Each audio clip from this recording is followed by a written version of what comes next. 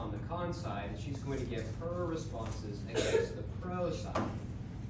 Also for 3 minutes. Just an off-time roadmap. So I'm going to start by addressing my opponent's refutation to my case, and then end by refuting or addressing the flaws of hers. Time starts now. My opponent mentioned that Latin American and African countries and companies are creating LLMs to combat bias. However, the creation of these LLMs that cannot and will not compete economically does nothing to my monopolies argument, simply because these LLMs will be overpowered by the monopolies that already exist and that actively work to their detriment. My opponent also argued that LLMs can turn against their creators, but doesn't clarify how this is beneficial to anyone involved. These phenomena are not directly correlated with a decrease in the use of these LLMs. In fact, LLMs typically gain traction when incidents like the ones my opponent cites occur, further benefiting these companies.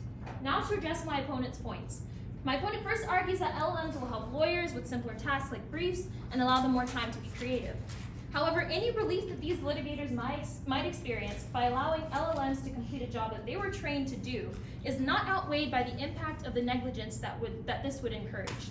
Take, for instance, a story covered by the New York Times about an individual that decided to sue an airline because they were injured during a flight.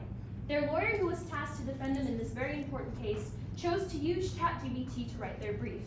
Upon review, it was discovered that every case that was cited in that brief to set precedent was fake or made up.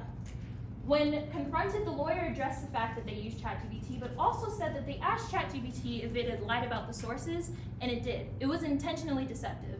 Now, in this case, maybe one person was cheated out of $1 million settlement, but imagine if we allowed this to be used in the death row cases that my opponent suggested should be tolerated for. The cost is much greater there.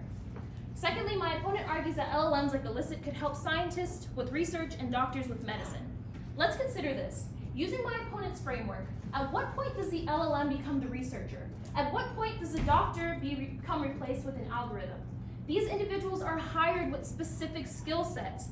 What incentive is there to learn or pursue knowledge if there's a bot that can do your job better? So say you're not convinced that these use of LLMs means the replacement of these jobs. That's contingent on 2 vital factors of human instinct: will and restraint. Take my opponent's medicine argument, for example.